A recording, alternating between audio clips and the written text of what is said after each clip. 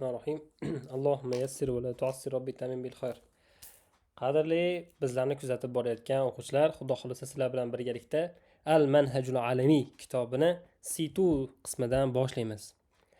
Xo'p, bu darslarimiz kimlar uchun? C1 darajadagi kitoblarni ko'rib bo'lgandan keyin, o'qib, o'rganib bo'lgandan keyin C2 kitobiga o'tayotganlarga.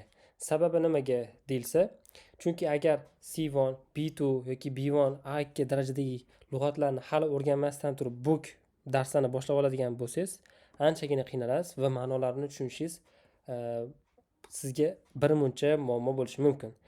Shuning uchun qadrdonim, birinchi navbatda o'qishni tizimli holatga yo'l qo'yish kerak. Masalan, A1dagi lug'atlarni bilmasangiz, arablar bilan mutlaqo to'laligicha o'zingiz gaplasha olmaysiz. Chunki nimaga? Ular sodda biladigan, oddiy biladigan lug'atlarni bilmay qolishingiz mumkin.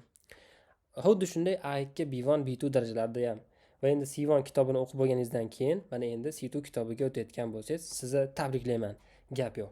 Xo'p, mana endi Xudo xolasa sizlar bilan birgalikda bu darslarimiz avval ikki qismga bo'linadi. Birinchi navbatda biz bu darsimizga asoslangan xo'p, tarjimalarni ko'rib chiqamiz, ya'ni lug'atlarning tarjimasini va undan keyin alohida video shaklda Xudo xolasa o'sha matnni nima qilamiz, tarjima qilib chiqqanimizni qo'yamiz. Baholi qudrat, demak, mana shu darslarimizni sizlar bilan birgalikda manfaatli holatda o'tkazishini Alloh taolodan so'rab, mana endi boshlaymiz. Xo'p, demak ketdik.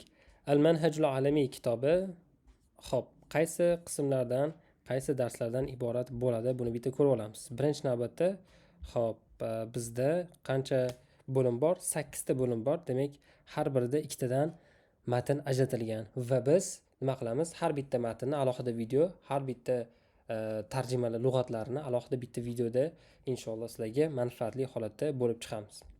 Demak, ketdik. Birinchi bo'limda muvaffaqiyatli insonlarning hikoyalari, ikkinchi bo'limda Amrodul asr, zamonamiz kasalliklari, uchinchi bo'limda yerga tahdid solib turgan xatarlar, to'rtinchi bo'limda jurnalistik xabarlar haqida, beshinchi bo'limda urushlar sabablari va uning natijalarini ko'rib chiqamiz va